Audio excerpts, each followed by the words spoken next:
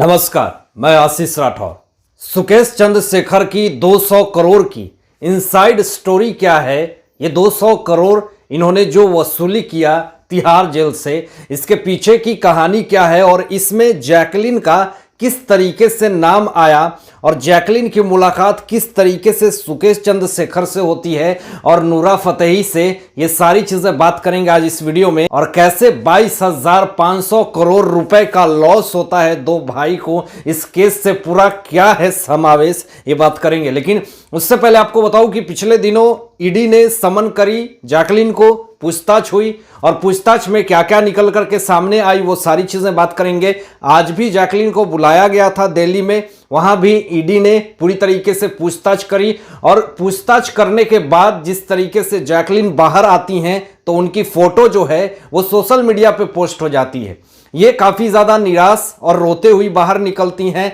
ऐसा लगता है कि बहुत सारे ऐसे ऐसे सवाल जो है वो ईडी के तरफ से पूछे जा रहे हैं जिसका जवाब जो है वो जैकलीन के पास नहीं है। आखिर जैकलीन से यह भी पूछा जाता है कि आपकी सुकेश चंद्रशेखर और फिर क्या आपकी दोनों की मुलाकात कैसे हुई, आपकी पहचान कैसे हुई। हालांकि इन्होंने तो ये कहा कि मेरा कोई संबंध नहीं है सुकेश चंद्रशेखर से, लेकिन उनकी जो फोटो जो वायरल हुई है उनके साथ जिस तरीके से क्लोजअप वाली, तो यहां पे पूरी तरीके से सवाल खड़े हो रहे हैं और ये कहीं ना कहीं जवाब जो है वो हजम नहीं हो रहा है ईडी को, क्योंकि कोई भी इंसान 10 करोड़ रुपए किसी के ऊपर ऐसे ही खर्च नहीं कर देगा, ऐसे ही बिना पहचान के। ये सवाल खड़े हो ही रहे हैं। लेकिन जो मामला है वो मैं आपको बताऊं, वो सारी फोटो दिखाऊंगा जो कि 9-9 लाख की बिल्ली, 51 लाख का घोड़ा, ये सारी फोटो दिखाएंगे आपको कितना एक्सपेंसिव गिफ्ट देता था सुकेश चंद्रशेखर। लेकिन उससे पहले आपको बताऊं कि ये पूरा मामला जो है 200 करोड़ का, ये ठगी का, ये खेल कैसे शुरुआत हुआ, पहले इस चीज को जानने के लिए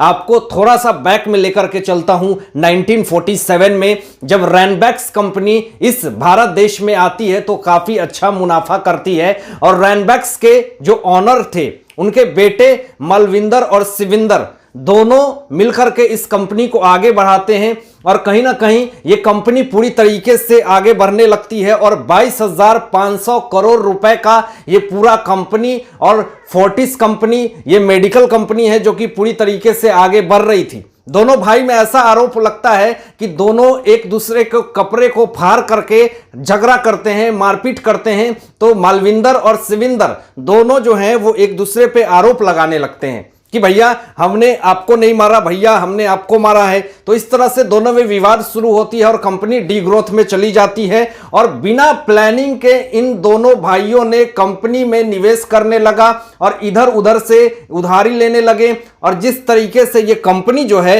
वो पूरी तरीके से डाउन ग्रोथ जाने लगी और दोनों का दिमाग खराब होने लगा, जिस कारण से ऐसा कहा जा रहा है कि दोनों फर्जी के मामले में भी मालविंदर और शिविंदर अंदर चले जाते हैं जेल के अंदर। अब यहां पे सुकेश चंद्रशेखर की एंट्री होती है जो तिहाड़ जेल से ही 200 करोड़ रुपए का वसूली करता है और आरोप जो है वो मैं आपको बता रहा हूं कि सुकेश चंद्रशेखर ने मालविंदर और शिविंदर की पत्नी से 200 करोड़ रुपए ठगी करे। अब ये जो 200 करोड़ रुपए ठगी करने के बाद अब मामला ये निकल करके सामने आ जाता है कि यहां पे जैकलीन और नूरा फतेही का कैसे नाम आता है इस केस में। आपको बताऊं कि ये चेन्नई और बेंगलोर में रहने वाला है सुकेश चंद्रशेखर और कहीं ना कहीं इसकी सोच थी कि मैं एक बहुत बड़ा करोड़पति बनूं और मेरी पहचान जो है वो बड़े बड़े लोगों से हो। तो इसके लिए ये पूरी तरीके से बड़े बड़े सेलिब्रिटी से मिलना चाहता था और अपने फेस को कहीं ना कहीं सेलिब्रिटी फेस बनाना चाहता था और लोगों को दिखाना चाहता था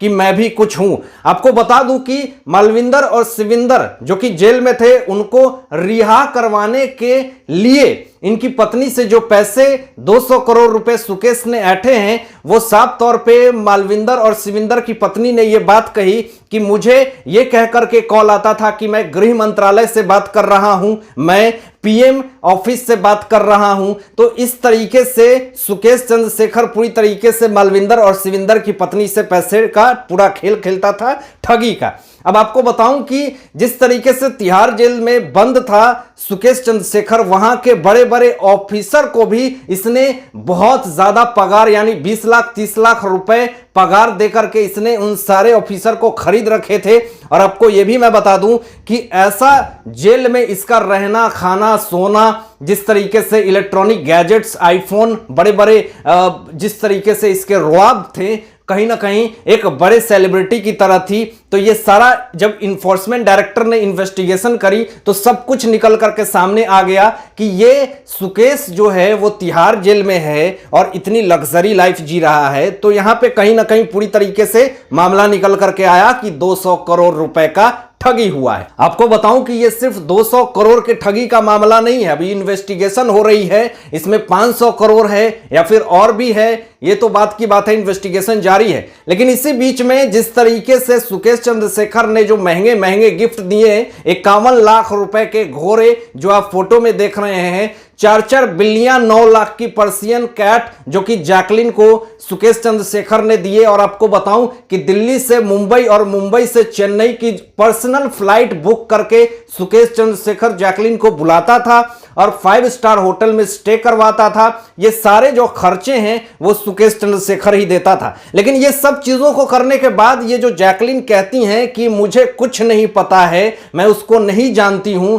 तो ये कहीं ना कहीं इस सवाल का जवाब जो है वो हजम नहीं हो रहा है। अब आपको बताऊं कि एक सवाल यह भी खड़ा हो रहा है कि जैकलिन और सुकेश चंद्रशेखर की मुलाकात कैसे होती है। आपको बताऊं कि मद्रास कैफे में जॉन अब्राहम के साथ काम करी थी लीना पॉल के साथ। सुकेश चंद्रशेखर की बीवी लीना पॉल बॉलीवुड इंडस्ट्री से काफी अच्छा ताल्लुक रखती हैं। एक इवेंट में इनकी मुलाकात होती है, जैकलिन की भी मुलाकात होती है, कि इवेंट में ही नूरा फतेही के भी इवेंट में ही मुलाकात होती है और लीना पॉल के थ्रू ये पूरी तरीके से मुलाकात करवाई जाती है जैकलिन की और सुकेश की। और दोनों की मुलाकात होने के बाद जिस तरीके से अब जो आरोप यहां पे लगा हुआ है कि ये जो ठगी का जो पैसा है वो जैकलिन को कहीं ना कहीं दे करके पैसे को ठिकाना लगाने का आरोप जिस तरीके से लगा हुआ है, ऐसी स्थिति में जैकलिन की मुसीबतें हैं जो बढ़ने लगी है। बॉलीवुड इंडस्ट्री के बहुत सारे ऐसे ऐसे सेलेब्स हैं जो कहीं ना कहीं उनके ऊपर से अब हाथ खींचने लगे हैं, क्योंकि कोई नहीं चाहता कि मेरा मनी लॉन्ड्रिंग केस में नाम आए। और ऐसी स्थिति में तो द बैंक जो शो था, जो कि दुबई में ये शो होने वाली थी, सलमान खान के साथ ये जाने वाली थी, उसमें भी इनका नाम कटवा दिया गया है। तो ऐसी स्थिति में अब साफ तौर पे ये दिख रहा है कि जैकलिन जो है वो पूरी तरीके से ईडी के शिकंजे में फंसने वाली हैं। लेकिन अब आपको बताएं कि नूरा फतेही का भी क्यों इसमें नाम जोड़ा गया। नूरा फतेही भी कहती हैं कि मैं सुकेश चंद्रशेखर को नहीं जानती हूं, लेकिन सुकेश चंद्रशेखर ने नूरा फतेही को 1 करोड़ की BMW कार गिफ्ट की थी। और इसमें अब सवाल ये खड़े होते हैं कि नूरा फतेही ने तो साफ तौर पे ये कहा कि मुझे भी कुछ नहीं पता, मैं शिकार हुई हूं, मेरा इस केस से कोई लेना देना नहीं है। तो अभी इनके ऊपर भी जिस तरीके से ईडी की गाछ गिरी है, इनके ऊपर भी हो सकता है कि आने वाले समय में बहुत बड़ी कार्रवाई हो सकती है। हालांकि इन सारे मुद्दों पे, इन सारे बातों पे आप लोगों की क्या सोच है, आप लोग क्या सोचते हैं, इस विषय में अपनी विचार व्यक्त कीजिएगा। और ऐसे ही लेटेस्ट अपडेट पाने के लिए इस चैनल को सब्सक्राइब करके बेल आइकन प्रेस कर दीजिएगा और अपना ध्यान रखिएगा। Thanks for watching my videos. जय हिंद।